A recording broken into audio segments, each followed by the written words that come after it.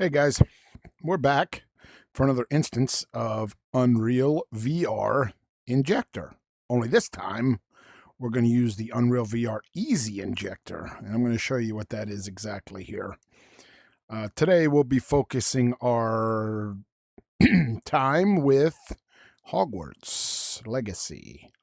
We are going to be using the Unreal Engine VR mod to be playing this game in VR.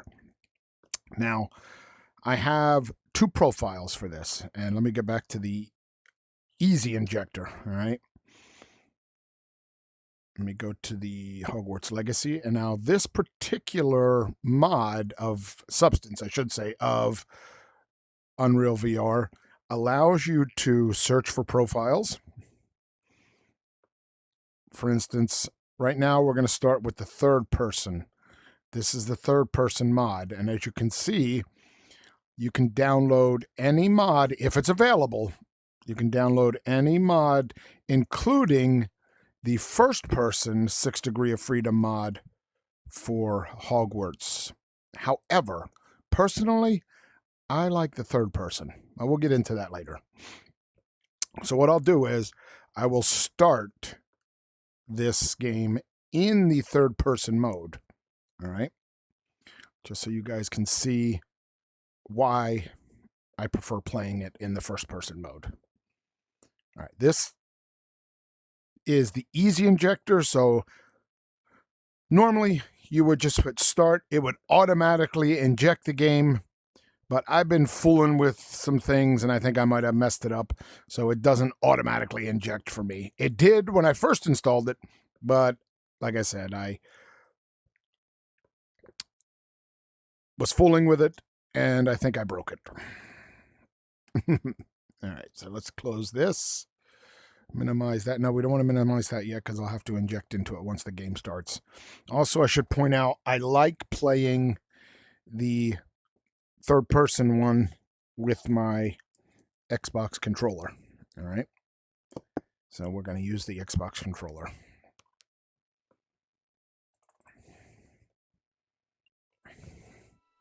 All right. The game's running in the background, so I'm going to inject it right now. Now it's going through its injection process, which will bring the screen into virtual reality, as you can see. Right? And I'm only using my 2080 Super. And to prove that, I'm also using the DLSS setting under the quality setting. And it runs pretty darn good. And I mean, it looks pretty darn good too. All right, so as you can see, right down here, my RTX 2080 Super. Now, however, I am using an i7-14700KF with DDR5, 32 gigabytes of DDR5, running at, I believe, 4,000. So let's get back out of this and go into the game. Now, again, this will be the third person view that I'll show you.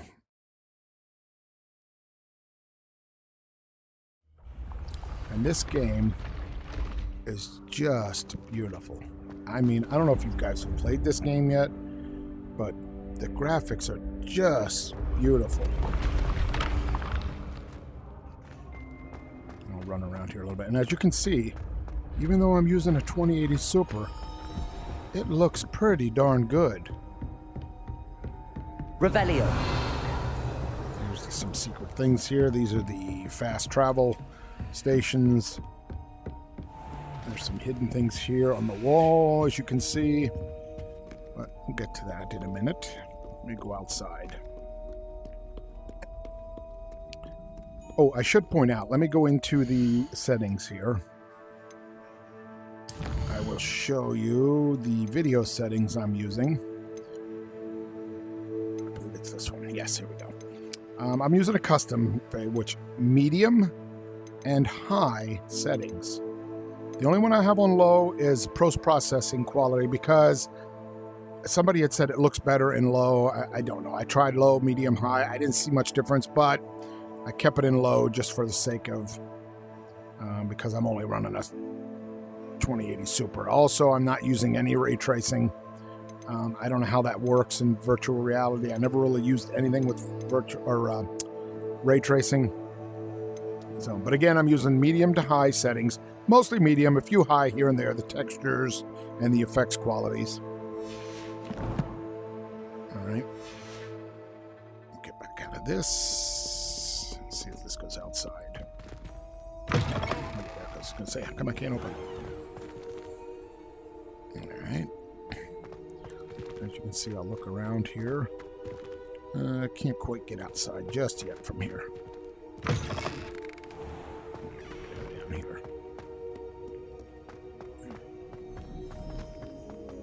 And again, this game is just gorgeous, and it runs really good. Considering I'm only using a 2080 Super, I mean, it runs really good. Let's see if I can open the door. Yeah, here we go. All right, now we're outside now, and this just is absolutely, I mean, beautiful. I love just coming here and looking around, you know. Just looking around because it looks just fantastic. I mean, just fantastic. Let's go to the map. I'll go to my map setting here, which is right up here. Change time. Oh, wait. Okay, I got to push down on the right stick. We'll change it from night to day. So there we go. Now it's coming into daylight, I believe. I said to wait. Yeah, I think it's lightening up. Yeah, it's lightening up. All right. I'm also going to show you here in a second here how we fly. There you go. I mean, just what? I mean, I can't tell you how many times I've just come out here and just stared in awe at the castle. That you can just walk around the Hogwarts castle is just amazing. I mean, I love it. I mean, I haven't been into a game this much since Skyrim, modded Skyrim, of course. That being said, what we'll do now is, since we got this taken care of, I showed you the third-person view.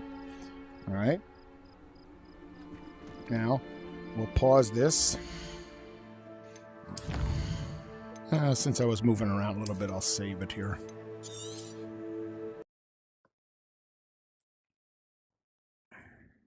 I'm going to show you how to change the profile. So what I'm going to do is, like I said, since I have this one set up already, this is my backup folder. I'm going to take these all out of the main profile folder, and I'm just going to put them in my backup folder, which I just labeled Hog, as you see. And if you're not familiar where to find where the profiles are, it's usually under the standard C operating system, users, your name, app data, roaming, and then Unreal VR mod. And this is where all of the profiles are located. Now, here's the main profile, Hogwarts Legacy, and you can see it's empty, all right? So when we go back into the Unreal injector, I'll go back out of here. Now you see, I deleted it, so it says you have a local profile for this, but it contains no published description, which means there's no profile.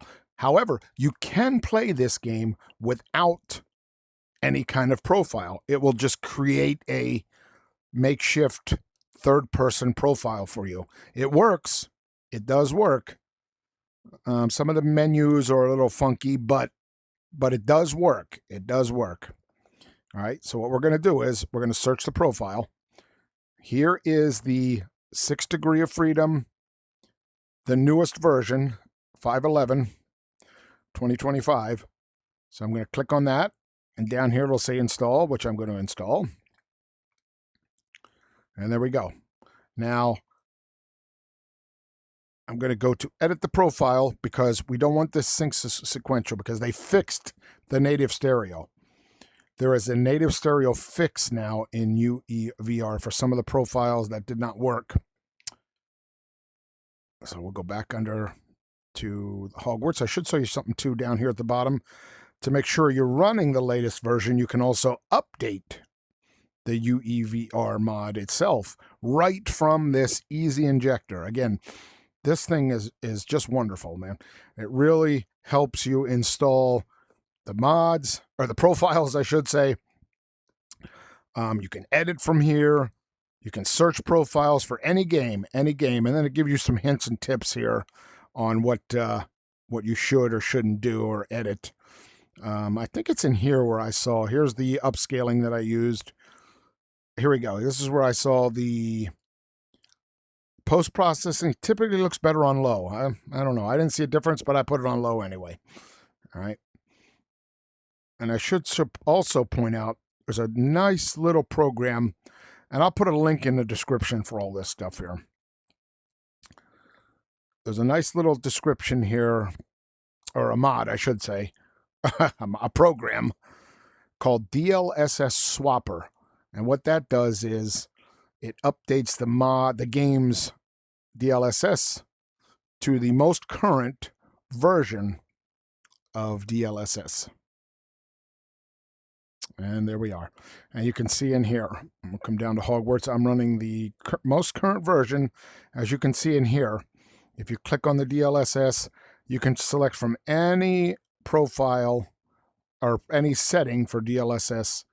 And I have the most current. You can swap out any one. Again, this is called DLSS Swapper. And it can install any DLSS file into the game that you choose. And I should do another video on that because you need to do some stuff. But if the game already has the DLSS, you can install it. Some of them didn't have it. It's easy to do. You have to get the DLSS file, which is right here. I should do that in another video, but I just wanted to show you guys that I do use the DLSS swapper for these profiles as well. All right, now let's get back into the third degree, the first person profile for Hogwarts.